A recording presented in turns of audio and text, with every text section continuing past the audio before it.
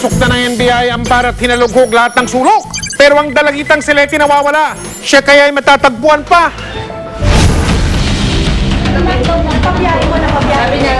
Nauwi na sa matinding bangayan ng paghaharap ng pamilya ni Leti at ng itinuturong recruiter at amo. Pati ang may-ari ng Videoke Bar na pagbuhusan din ang galit ng kapatid ni Leti.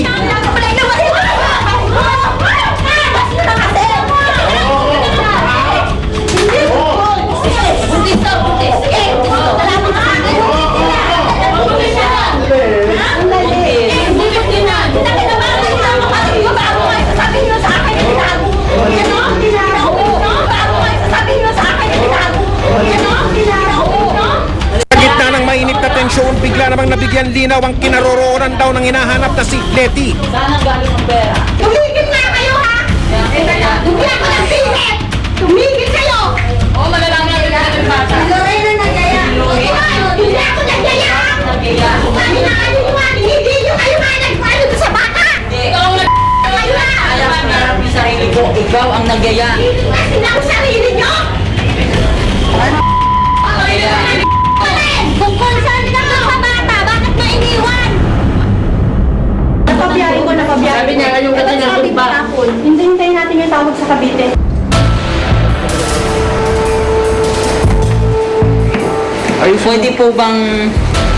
Pwede po bang paki-text po dito kung nandyan na po?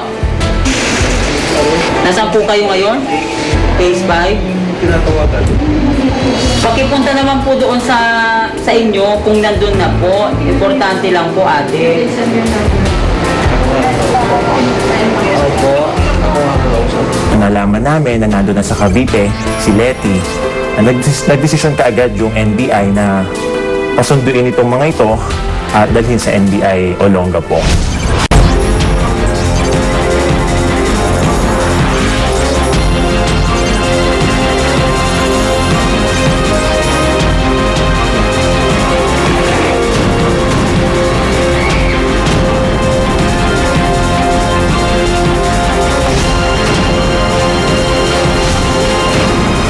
Nakaluwas pabalik sa tanggapan ng NBI Olongapo ang dalagitang si Leti.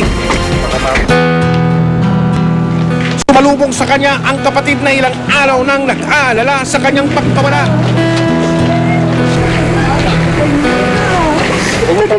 Mami, hanapan mo ka ba? Mahirap-hirap na namin para matagpuan ka.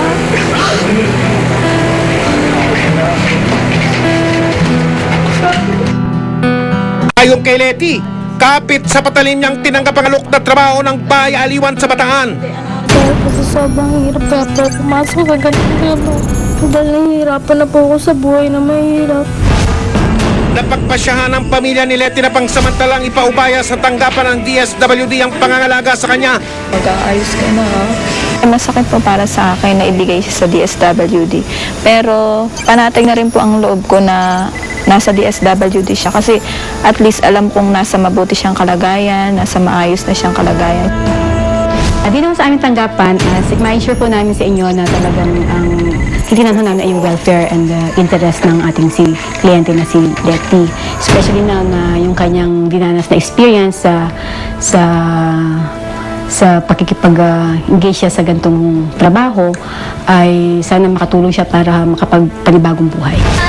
Alam ko na Naharap naman sa kasong paglabag sa Republic Act 9208 o ang Anti-Trafficking in Persons Act of 2003 at Republic Act 7610 o ang Child Abuse Law.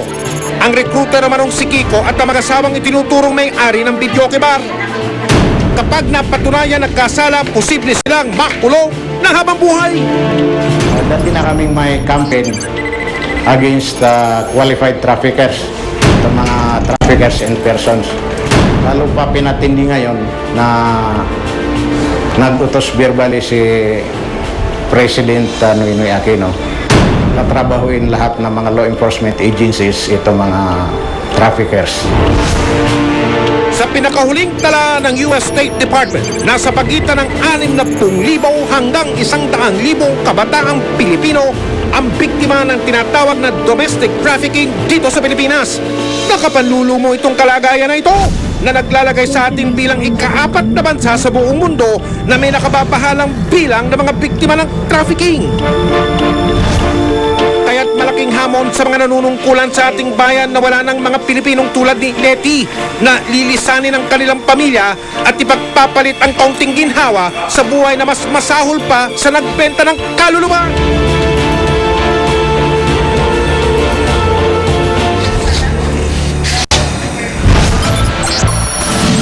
Susunod!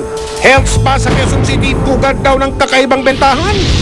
Una sa singilin ko ng cashier 1 to, tapos maliwas sa babae 1.5, kaya balik to 1,700. Kasama na dun sa 2,700 yung extra service na tinatawag.